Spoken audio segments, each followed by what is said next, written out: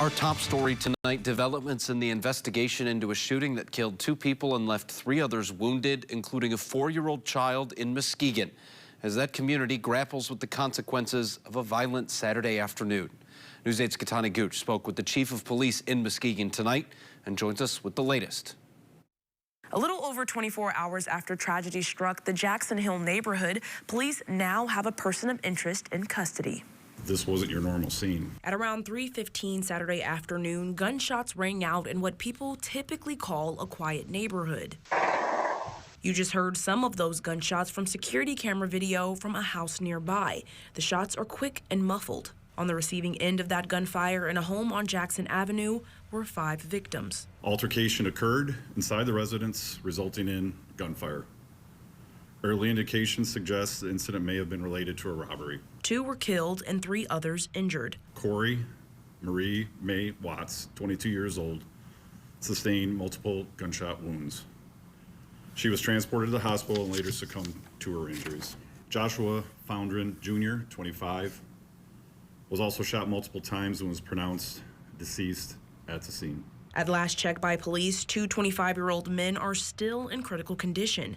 There was also a 4-year-old injured. A 4-year-old child inside the residence suffered a graze wound and is expected to make a full recovery. Kozel said the hearts of the city of Muskegon go out to the families impacted. They're victims too in this. The families' children are victims in this. Our society, our citizens as a whole are victims. It shook the Jackson Hill neighborhood, right? With several violent incidents happening in Muskegon in the past few weeks, Chief Kozel also touched on safety in the city. The city of Muskegon, over this past year, we've been down on our Part 1 crimes. I feel confident that this is just a small blip. We have put extra officers out on the street to try to make people have that sense of security, that reduce that anxiety that they might have with these ongoing events. In reference to Part 1 crimes being down compared to last year, the chief said some of that is due to cooperation from the public. I think with the cases that we've had over the last year and a half, we've had great assistance with our citizens, calling in tips and actually talking to us. I think that's the relationships that we've built with our citizens and our visitors, that they feel comfortable in talking to us. While the investigation is still ongoing, Kozel said more information could come out in the next day or 2, including the name of a suspect. For now, he continues to urge people to reach out to police if they know anything pertaining to Saturday's events. Part of the grief being felt in that Jackson Hill neighborhood of Muskegon is a sense of shock. That area between Sanford Bayou and Ryerson Creek and stretching out along Muskegon Lake isn't familiar with that kind of violence lately. Chief Kozel said that early indications show that Saturday's gunfire could be the result of a robbery.